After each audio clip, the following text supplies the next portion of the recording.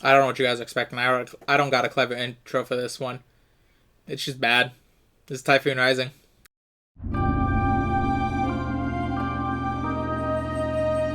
Hey there everyone, Afrodo Reviews here, helping you determine, is that book worth reading over a second breakfast?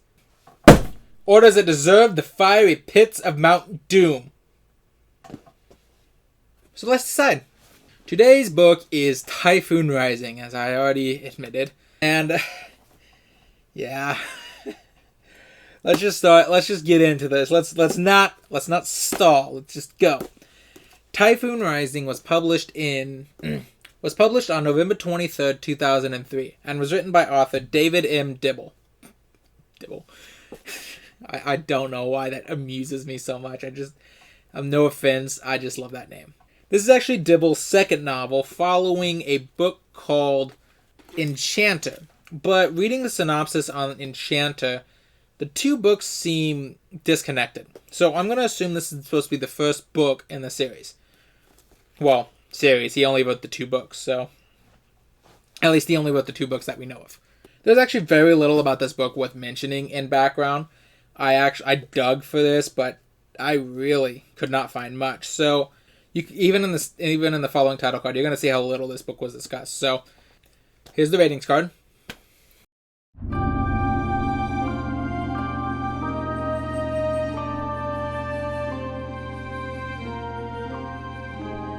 Anyways, as you can see, there's not a lot of discourse involving this book. There's barely any reviews.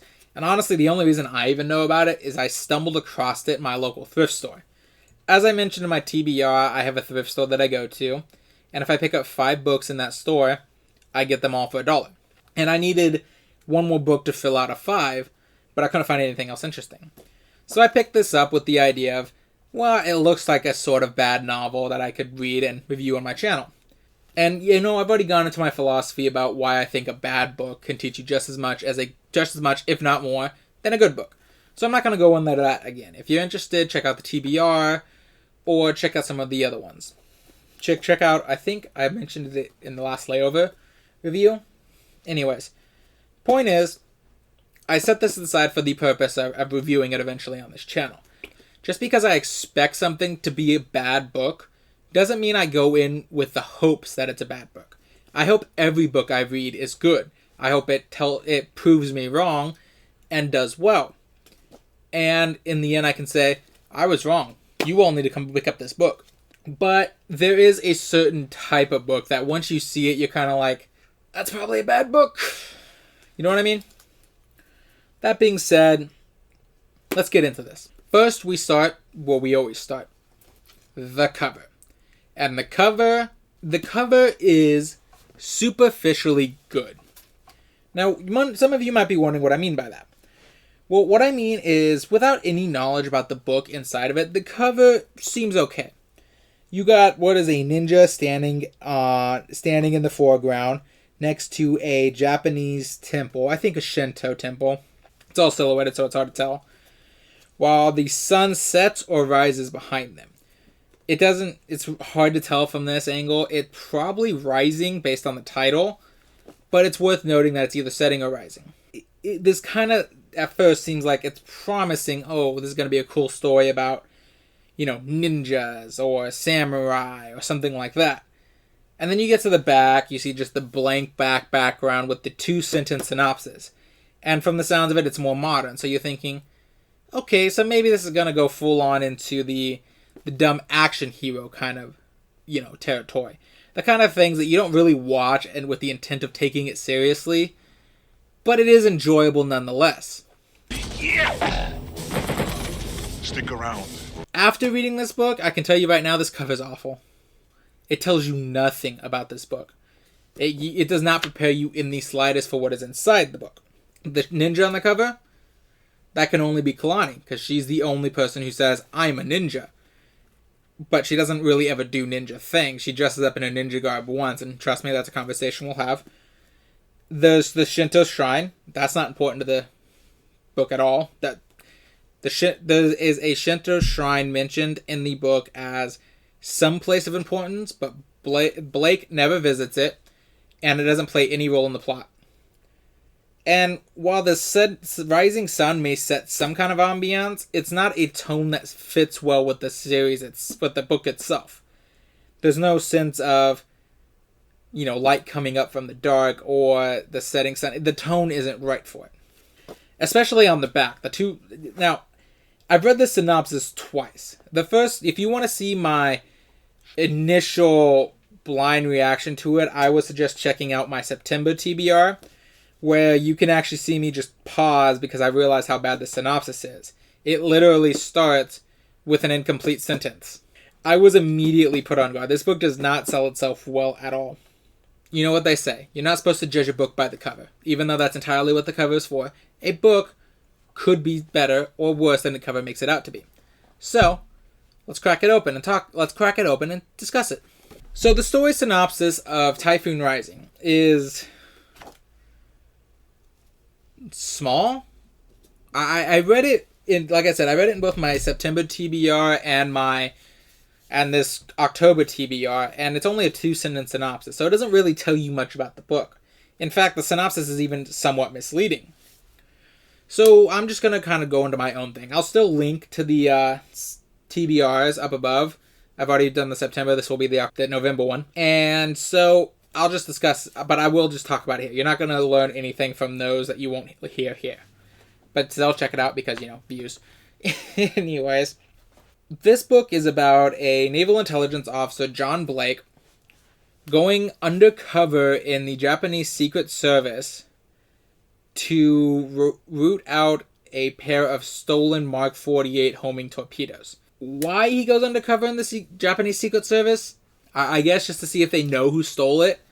It's really badly explained. The whole undercover in the Japanese Secret Service part is just kind of a stretch. Anyways, while he's undercover, he's tended to by the leader, Takagawa, who is trying to bring him back to his former glory after he's been beaten near death by a group of Yakuza thugs before the story starts. And Takagawa's daughter, Kalani, who was mentioned on the back. Now, there's some issues here. Basically, the first part of the story is effectively a long cultural history of Japan and Blake getting prepared to go after the real threat, the big bad named Sato, or Sato. I'm not sure how I'm supposed to pronounce. I think it's Sato, who actually stole the missiles. Now, Blake prepares to go undercover as a ceramics expert named Franklin, where he's going to infiltrate Sato's estate, find the missiles, and then call for pickup and get out to inform everyone, including his own people. However, things obviously go wrong because this is a spy thriller, by the way. This isn't an action movie. This is a spy thriller. Things quickly go wrong. Blake is captured. Kalani is captured. And there needs to be a final dramatic climax where they stop Sato from throwing the world into chaos because Sato stole those missiles because nuclear war. Again, we'll have to discuss it more later. Okay, so we'll start what we always do. What did I like about this story? That's not going to be an easy thing to talk about. See, there are parts of the story that I did like. Don't get me wrong. But at the same time, I thought about it and I realized the only reason I liked these parts of the story is because I expected worse of this story. That these parts are something that in another good story I wouldn't even feel the need to bring up. But because it's this story, it feels like I need to bring it up to mention, yeah, okay, I like this. Like, what in the first part, there's actually a sex scene between Kalani and Blake. In bad books like this, typically it gets real drawn out. You get every detail, and it typically isn't important to the plot so much as to show, yeah, my manly main character is getting laid, for most authors. So, they always just kind of feel gratuitous to me. However, with this scene is actually, one, somewhat important to the furthering relationship between Kalani and Blake. Two, the author does a fade to black and skips to the end, which highly surprised me, actually. And three, like I said, it's actually pertaining to character development rather than just existing for the sake of existing.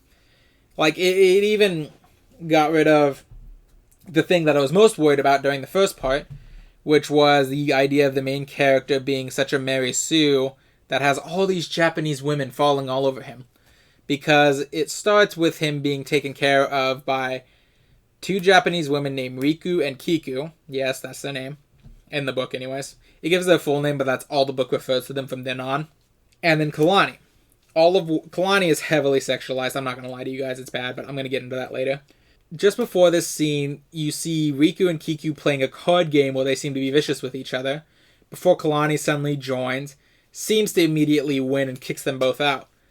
Kalani later reveals that they were playing a card game to see who got to tend to Blake during the night. And just before Blake is able to say something, she's like, don't get too puffed up. They were purposely giving each other the low cards. So they were purposely giving themselves low cards so they wouldn't win. And then you kind of realize that they were joking like this to get Kalani involved so she would get the high card and kind of push them together. So yeah, there is some nice things here and there, but again, if this were any other story, I wouldn't feel the need to mention it. So unfortunately with that, I'm going to just move on to what I didn't like about this book. And that's going to be a hefty, it's going to be a much more hefty section. Now, first thing I'm going to say is that this book is bad. Don't get me wrong. But the type of bad it is changes by act. And that really threw me off. So when I first went into this, I thought this was going to be bad action hero. Bad action movie kind of bad.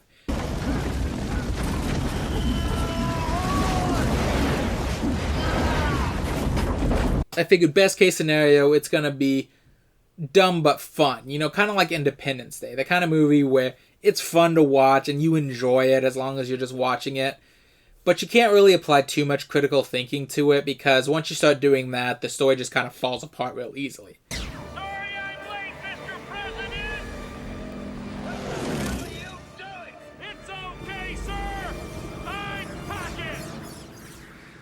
And maybe at worst, it would be like a modern Steven Seagal movie, where a desperate, aging, fat old actor is clinging to that brief moment of action hero stardom that he got by constantly making movies where he's this awesome, badass guy, but you can clearly tell he's not in the movies.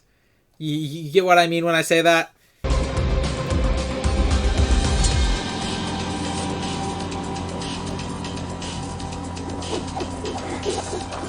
And it doesn't really do either. Like I said, I expect this to be bad action hero, but this actually turned into bad spy thriller.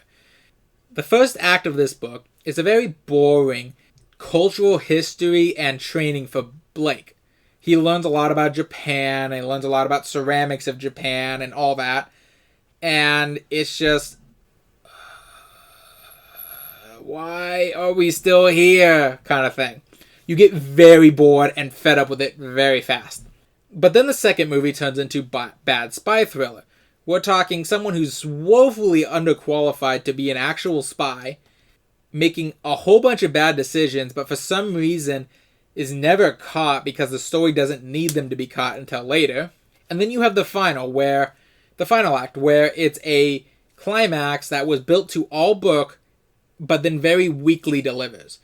Kind of like just bang, bang, bang, woo, we won!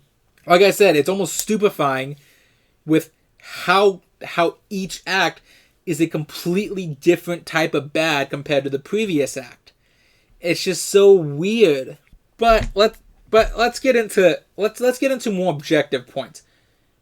Like the story itself. The story itself is all kinds of messed up. It's filled with plot holes. For those of you who don't know, my grading system goes like this. Yellow is objective errors. Basically, you're taking typos, grammar mistakes, stuff like that. Orange is clunkiness. Basically, things that there's nothing technically wrong with it, but you're aware of how blocky and hard to read that text is. It just feels unnecessary. It also means like things that are just shoved in there for no other reason than to be there. Like the last layover got a ton of them because it quickly began to use, last layover got green. I think at that time I was using green for that, but the last layover got a ton of them because It would randomly shove its politics right in your face for no other reason than to do it. Green is moments of cringe. The kind of thing that you read and you're like, oh, come on, really? And then pink is straight up plot holes. Stuff where the book makes no internal consistency with itself. Now, the plot holes, I will get the last layer of this, it was internally consistent with itself for the most part. This book was not. Or wasn't consistent with the reality. Oh, crap. It wasn't consistent with the reality it claimed to be in. For example, one thing is, for the first part of the book, Blake is prepping to take over for this Franklin guy and pretend to be him so he can get into Sato's estate.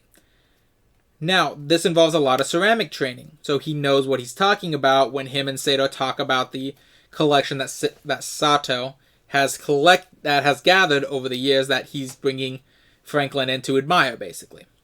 However, they make a very stupid and grievous error. Blake does absolutely no research on who Franklin is as a person. So, from the moment he gets there, he immediately blows that he's not Franklin to anyone who would have known Franklin by saying, I love raw fish, when apparently Franklin directly wrote one of the bad guys and said, I hate raw fish, do not serve me any raw fish. And while you think that might be, okay, well, that can work, they're setting up how he gets found out. No, that's also not how he gets found out either. This is not how they figured out he's not Franklin. In fact, although one of the characters constantly mentions, I could have sworn you said you didn't like raw fish, nothing ever comes of that. In fact, I'm going to put it this way. Chekhov's gun in this book is not quite so much ignored as it is someone pulls it off the fireplace, snaps it over their knee, and then burns it. Because there are so many times this book seems to be setting something up and then just ignores it. A good example is Sato's bodyguard, and this thug that recognizes Blake and blows his cover. Yeah, by the way, that's how Blake's cover is blown. You remember how I mentioned that he got beat near death at the beginning by a group of Yakuza thugs? Yeah, that one of the thugs from the beatdown recognizes him at one of Sato's parties, and that's how Blake gets found out. The story builds these two. Now, the thug is built up a lot less, so you figure, okay, this is going to be the guy who dies first during the initial confrontation. Whereas Sato's bodyguard is built up from the very moment that Blake gets to the estate. So you're thinking he's going to be the dragon, the big tough guy Blake's got to get through to get to Sato, who's clearly who's less of a physical threat than he is a mental one. That's typically how they do with the dragon. The dragon, in tropes, is typically the big physical threat, while the main bad guy is the main mental threat. You have to conquer him physically and him mentally.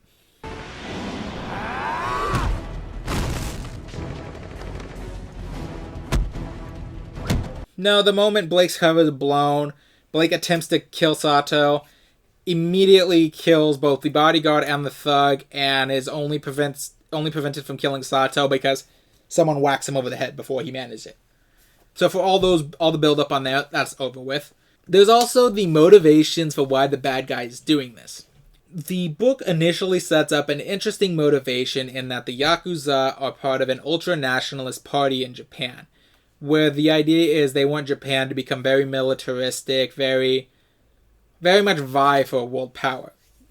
And that means improving the military and getting a hold of nuclear weapons.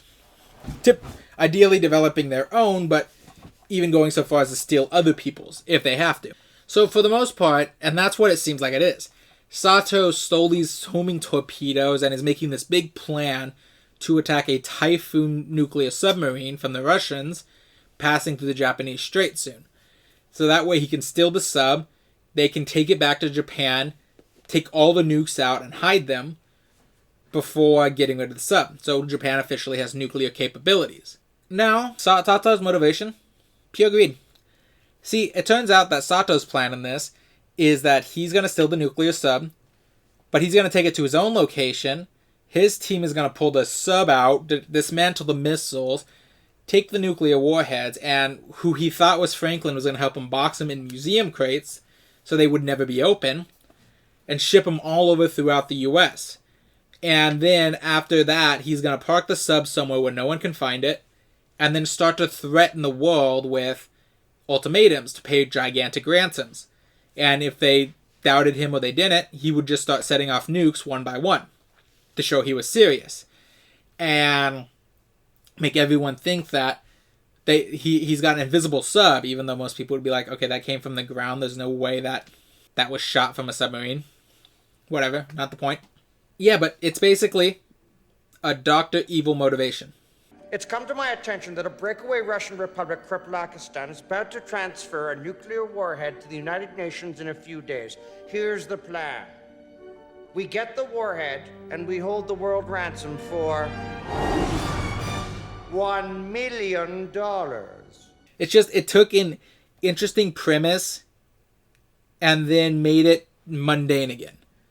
I really think they should just stuck with the Yakuza being part of the ultra-nationalist party and trying to make the country a world superpower. It's a much more interesting motivation than just, I want money. Let's keep going. Let's talk about more than just this. Let's talk about how this book is racist and sexist. So I'm going to start with the sexist, because there's much more proof for that than the racism.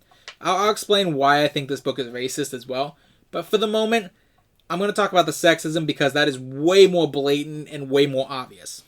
See, at first, I was somewhat impressed by this book. As I mentioned before in what I liked, I was somewhat impressed by this book and how it was handling the female love interest, Kalani. There seemed to be an actual romantic interest rather than the purely physical one, and the two beautiful Japanese women that fawn all over Blake aren't actually interested in him so much as they were trying to push Kalani into making a advance on him, basically. And Kalani even seems to be rather durable. There's precedent for how she acts. She has a bit of a cliche, this isn't... You know how the women in movies seem to always get these certain kinds of traits that make them bad? Like, with Kalani, she was apparently born in the year of the Flaming Horse, I believe it was called. Which means she was doomed to always bring bad luck upon her husbands. And that's an actual Japanese belief. I looked it up just to confirm. And there's an interesting premise there why she's so cold at first to Blake, because she fears that if she was to ever go for him, she would end up killing him. And while that's a bit sexist in its own right, there was at least precedent and actual tradition that explained that. And then we get to Act 2 and 3. And more importantly, we get to Cherry. Now, Cherry is introduced in Act 2 as Sato's personal assistant and secretary. And she's a walking example of everything you expect a woman to be in these kinds of stories. Every other paragraph is mentioning how she's the target of unwanted lustful advantages from men, hates that she's constantly the target, and she knows that men hate it. And yeah, no, I get that. That's not bad in and of itself, except the constant repetition of it, to be honest. Or the fact that when she mentions to Blake that she hates constantly being picked up on by men, and then like two sentences later, Blake's making a joke about her showing him pornography. She's also the female villain who's constantly trying to manipulate Blake through her feminine wiles and seductive capabilities, clearly planning to use him to either escape Sato, who she realizes is probably going to have her killed, or to get close to him so if she has to, she can prove how loyal she is to Sato by killing someone who trusts her so much. Which, mind you, that could have worked as a motivation. I mean, but the problem is, okay, so it's hard to put into thoughts in a way that makes sense, that also is going to pass by under the sentence. So, Sherry purely exists to be sexualized and to be the woman evil person that Blake deals with while Kalani's off screen. Because Kalani's not here for most of Act 2. For example, we get a very detailed scene about... Well, not detailed. We get a scene where Cherry is realizing that Sato will have her killed the moment he no longer needs her for what he's doing. So, in order to do that, she's creating fail-safe so that moment ever comes, he'll be forced to not kill her. because she's locking all of his personal finances behind heavy encryption. She also thinks back about the one time someone else tried to do this, but in their haste had made a few mistakes. So Sato kidnapped them and basically tortured them for hours on end, getting the location of all this information that he hid to send Sato to jail, but then just torturing him for the fun of it. And during this scene, for some reason, Cherry decides, I'm gonna flick the bean to the sounds of this man's horrible, tortured screams as it happens. Literally for hours. I'm not joking, that is what the book says. The book says it takes herself hours to finish. And it's just, this was a very uncomfortable scene to be. Especially considering, again, how sexualized Cherry is. She goes to talk to Sato later on in the same chapter, and is trying to get on his good side, mentioning that she can get close to Blake and, convince him to love her, or at least desire her sexually, and she can kill him when he's least suspecting it. And because of that, Sato has her undressed, and then starts to tickle her with a feather while interrogating her. Even flat out pinching her in a sensitive area the moment he thinks she's lying to her. And this also doesn't make much sense because we're told several times that Sato is effectively an aromantic ace character. There's things to be said there too about the aro ace character being psychopathic villain, but I'm not going to mention it here because it's more of a it's more of a tell don't show, because they constantly say he has no interest in women, but you never actually see that. But the scene ultimately is also pointless, because nothing about this scene actually matters in the long run. The encryption she sets up, easily broken by computer techs. Doesn't stop Sato from killing her later on in the story because he thought she was working with Blake. And he doesn't care that all of his finances are locked up because he's about to extort billions of dollars from the rest of the world. So, yeah, there's no point to the scene but to sexualize the characters. Repeatedly. And it's just, ugh. It gets better with Kalani. Kalani eventually pops up late in Act 2 as she takes on the identity of someone who was being brought in to identify Franklin. So, kinda. It's revealed that Sato was bringing in a colleague of Franklin's to help him with the work. But it's heavily implied that Sato is only bringing that colleague in because that colleague would know who Sato is.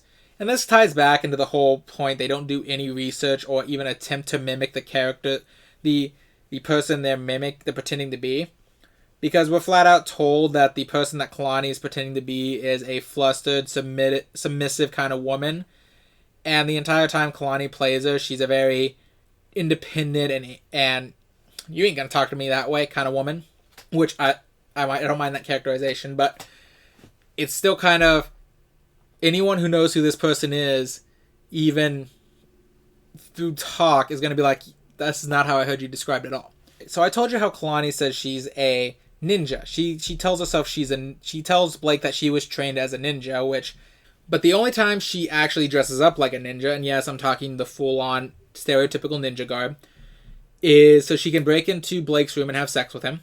And then when she comes and joins him at the party where they need to break into Sato's personal area so they can spy on his meeting with the Yakuza, she is left behind to cause distraction at the party because she's not wearing the right thing. And mind you, I told you she's trained as a ninja.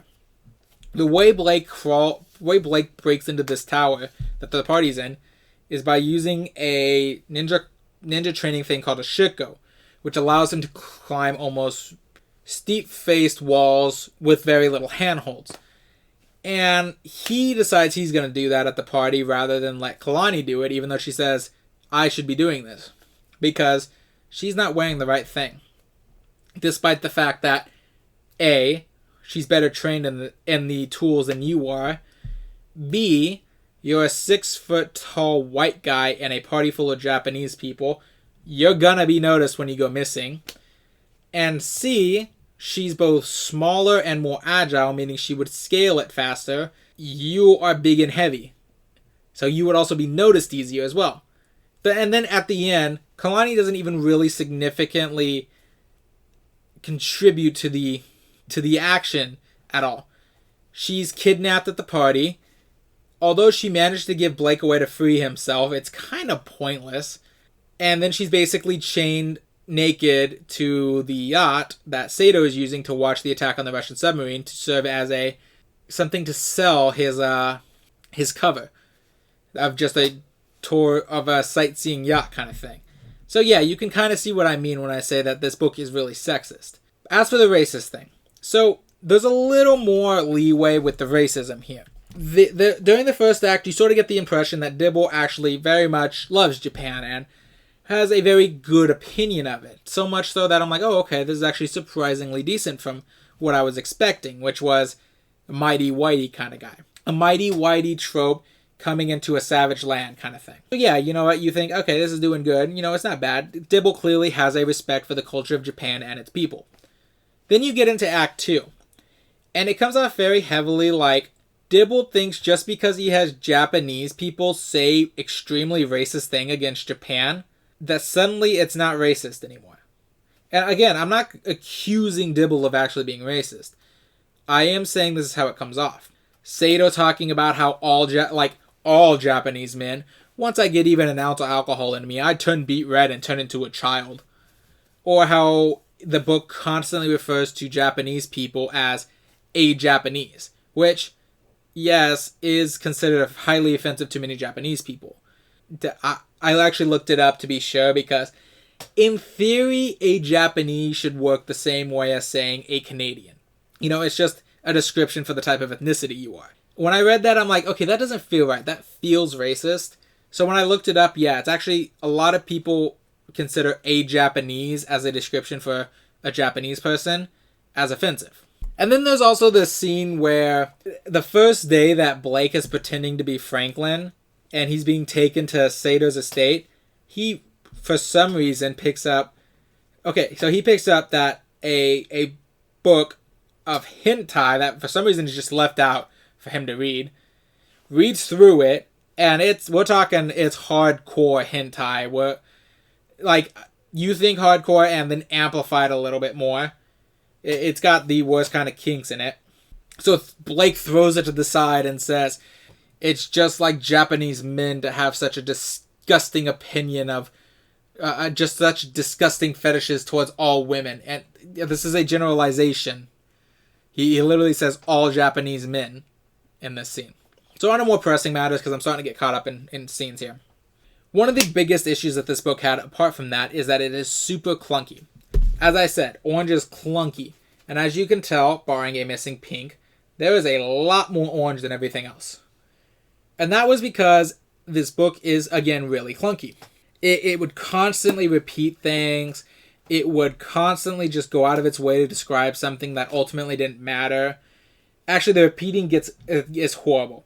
You actually get the villainous monologue 3 times. And each time you get the villainous monologue, it's super obvious that Sato is not talking to the people he's talking to in that scene, but specifically talking to you. Or Blake is not talking to Takagawa as he describes it, he's talking to you, the audience. And it's just so obvious that it's clunky. There's also another issue where everyone in this book always assumes best case scenario. And it's just one of those, why? Why are you guys constantly assuming that this is going to go the exact way you need it to?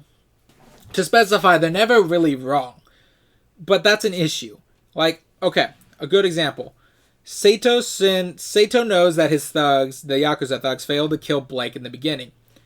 So he sends an assassin to hunt down and kill the guy that this thugs failed to kill. Now, the assassin makes a valiant attempt, but it ultimately fails and is killed.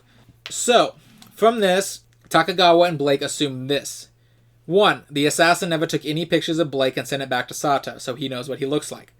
Sato is automatically going to assume the assassin succeeded, but chose death over capture because he failed to get away in time. And 3, he's going to assume that Blake is dead and is going to make no further attempts against him.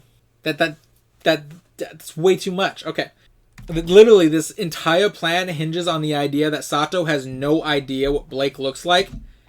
And I'm going to point this out to you. This book takes place in 2003. Camera technology existed. there were ways to get photos to this guy that did not involve, like, film or shit, okay? Why do we know Kalani is alive after Sato captures her and has her for about 2 days? Well, because, Sato is so focused on his goal, he's not going to have time to torture and kill Kalani. She'll be fine. Sato's going to have Blake executed when they're captured by having his men throw him out of a plane so that he crashes and lands where the submarine is attacked, so the Russians assume the Americans attacked it. But during that dive, during the fly over to the area, Blake, who had constructed himself a makeshift parachute, opens the plane door and just throws himself out.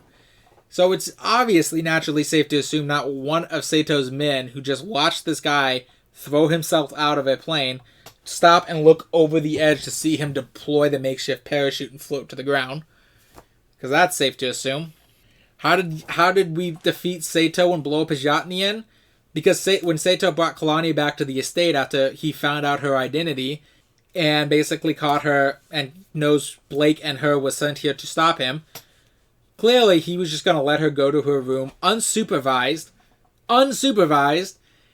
to the point where she could just turn around, go into where Blake was staying, pick up the C4 that he hid, put it in her purse, go back to her room, and then later on when he's forcing her onto the boat, not check her purse at all, even though she was unsupervised in a place where she could have picked up a weapon to defend herself, giving her time to plant the bomb before he chained her up to the yacht outside. Basically, all of these lead to major moments of plot contrivance where the plot is only working this way because the author needs it to work this way for the story to continue. And it's just, it gets annoying very fast. But for the moment, I'm going to end it there. I'm noticing that I'm starting to dip rather high into the amount of time I'm spending on this book, and I think I've said most of everything I need to about this book. So, for that moment, I'm going to leave this. I'm going to say this book is a 4 out of 10. Meh. Yeah, overall, the book is bad. It's not very good, but it's not... It's most... Apart from the sexism and the racism, which this book isn't that horrible. It's not Last Layover level of bad. It's still bad. I don't recommend picking this book up. But it's fine under certain circumstances. There's certainly some hint that the person who wrote this knows what they're doing. I just personally think they need to refine their craft a bit more. But it does seem that Dibble sort of gave up on writing, at least under this name. Dibble. I can't blame him for that. But with that being said, this does deserve Mount Doom. I can't recommend anyone read this. It's just not very good. It's not very interesting, and I'm better off not having read it. But don't worry. I'm going to visit the city next. The City of Bones. With that, remember, with every book comes an adventure. And every adventure is worth having. Even the bad ones.